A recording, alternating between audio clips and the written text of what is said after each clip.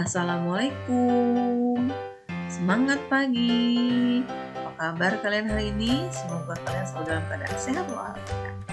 Hari ini kita akan belajar matematika kelas 4. Nah, untuk hari ini kalian akan belajar bersama Bu Santi.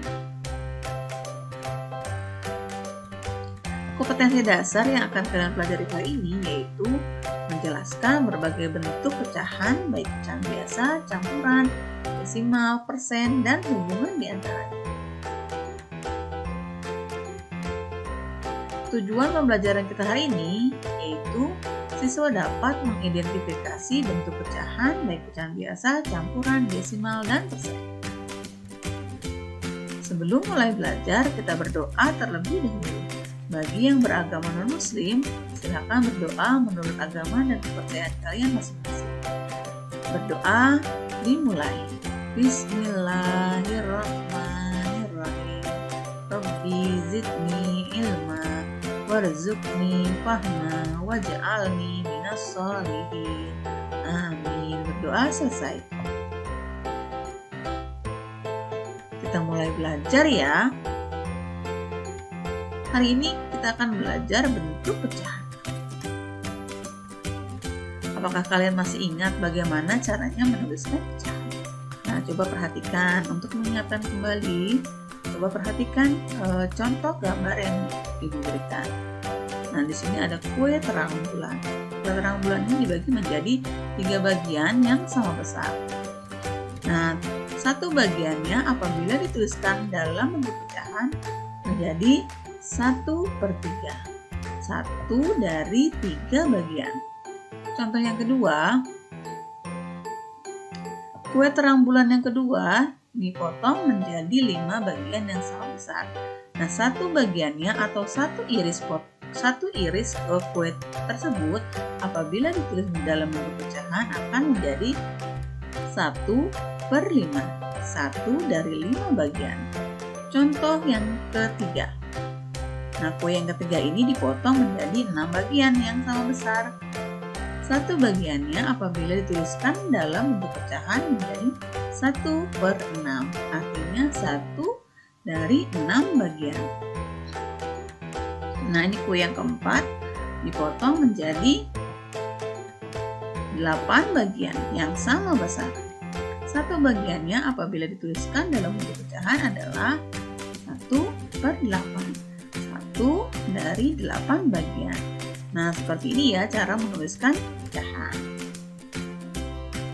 Selanjutnya, nah bentuk pecahan. Satu, pecahan biasa. Apa itu pecahan biasa? Pecahan biasa adalah pecahan yang pembilang dan penyebutnya merupakan bilangan bulat. Nah, contoh pecahan biasa di sini. Nah, pecahan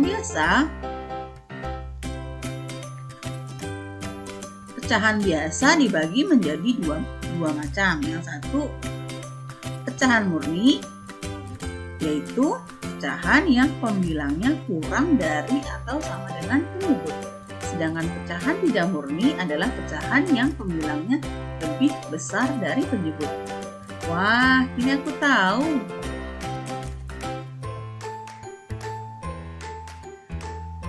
Nah, masih ingat? Pecahan terdiri atas 2 bilangan atau 2 angka. Angka yang di atas disebut pembilang, angka yang di bawah disebut penyebut. Nah, berikut ini contoh pecahan murni.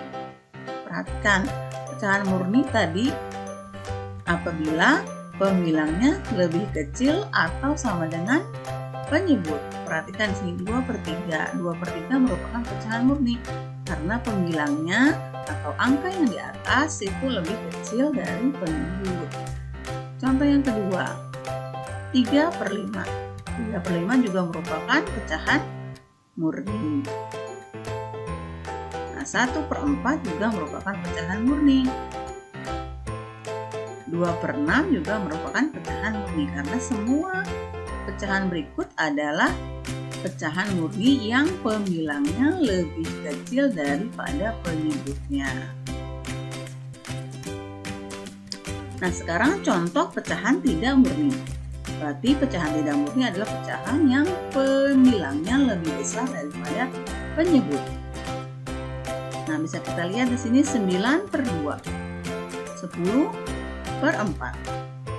Nah, 9/2 dan 10/4 perhatikan, pemilangnya yang di atas lebih besar daripada penyebutnya yang di bawah. Oleh karena itu, pecahan ini disebut pecahan tidak murni. Pecahan tidak murni dapat dirubah menjadi pecahan campuran. Nah, bagaimana caranya? Perhatikan cara berikut ini. Contohnya 5/3. 5/3 akan kita jadikan pecahan campuran. Nah, seperti ini ya. Yang pertama-tama, kalian cari 3 dikali berapa yang hasilnya mendekati 5. Apakah dikali 1, dikali 2, atau dikali 3? Coba kita dikali 1 ya. 3 dikali 1 sama dengan 3. Apakah 3 lebih dari 5? Nah, coba kalau kita kalikan 2. 3 dikali 2. 3 dikali 2 sama dengan 6. 6 lebih dari 5. Untuk mencari perkaliannya tidak boleh melebihi dari angka yang dimaksud. Berarti 3 dikali 1. Karena 3 dikali 1 sama dengan 3 tidak lebih dari 5. Nah, 3 dikali 1 sama dengan 3. Kemudian 5 dikurang 3 sama dengan 2. Nah, bagaimana cara meletakkannya ke dalam pecahan campuran? Pengali 3, yaitu 1, kita letakkan di depan. Hasil pengurangan dari 5 dikurang 3, kita letakkan sebagai pembilang. Nah, untuk penyebutnya, yaitu 3, tetap sama dengan penyebut yang pertama. Nah, sekarang tadi kita sudah belajar pecahan tidak murni. Nah, sekarang kita belajar tentang pecahan campuran.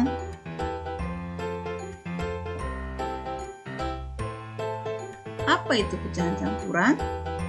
Pecahan campuran adalah pecahan yang merupakan campuran antara bilangan bulat dan pecahan. Pecahan campuran merupakan pecahan tidak murni. Wah, ini aku tahu. Merubah pecahan biasa menjadi pecahan campuran. Nah, bagaimana caranya merubah pecahan biasa menjadi pecahan campuran? Ingat, pecahan biasanya ini harus pecahan tidak murni, yang pemilangnya lebih besar daripada penyebutnya. Sekarang di sini ada contoh 9/2. 9/2 akan kita rubah menjadi pecahan campuran.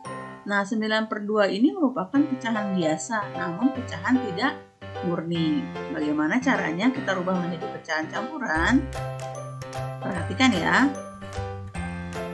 Seperti tadi, caranya kita cari perkalian 2 yang hasilnya sama dengan atau kurang dari 9. 2 dikali berapa ya yang hasilnya tidak lebih dari 9? 2 dikali berapa? 4. Ya, dikali 4. 2 dikali 4 itu sama dengan 8. Nah, 8 kurang dari 9 ya. Kemudian langkah yang selanjutnya adalah kita kurang 9 dikurangi 8 hasil dari perkalian tadi. Nah, setelah dikurangi hasilnya berapa? 1. Nah, bagaimana caranya meletakkan angka-angka tersebut dalam bentuk pecahan campuran? Nah, pengali 2 yaitu 4 kita letakkan di depan sebagai bilangan bulat. Sisa dari atau hasil pengurangan dari 9 dikurang 8 kita letakkan sebagai pembilang. Untuk penyebutnya yaitu 2, yaitu penyebut tetap penyebut awal dari pecahan biasa tadi. Dapat disimpulkan, jadi 9/2 sama dengan 4 1/2. Kita lanjut.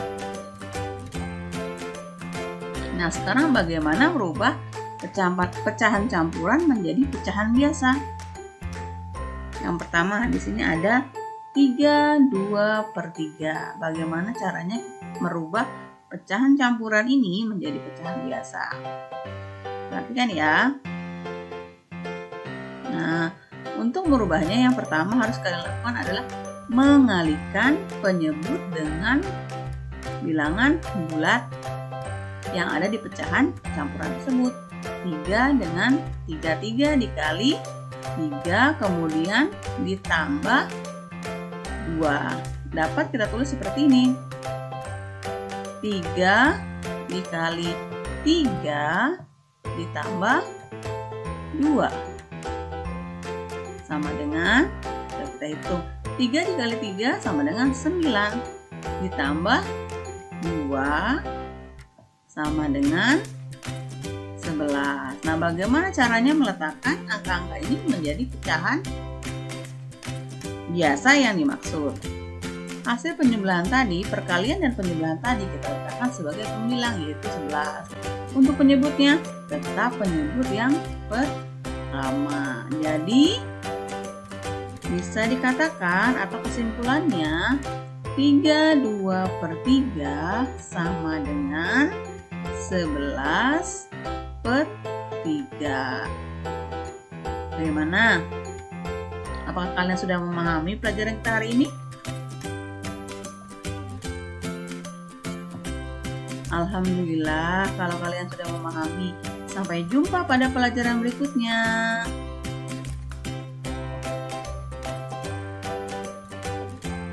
Tetap semangat ya.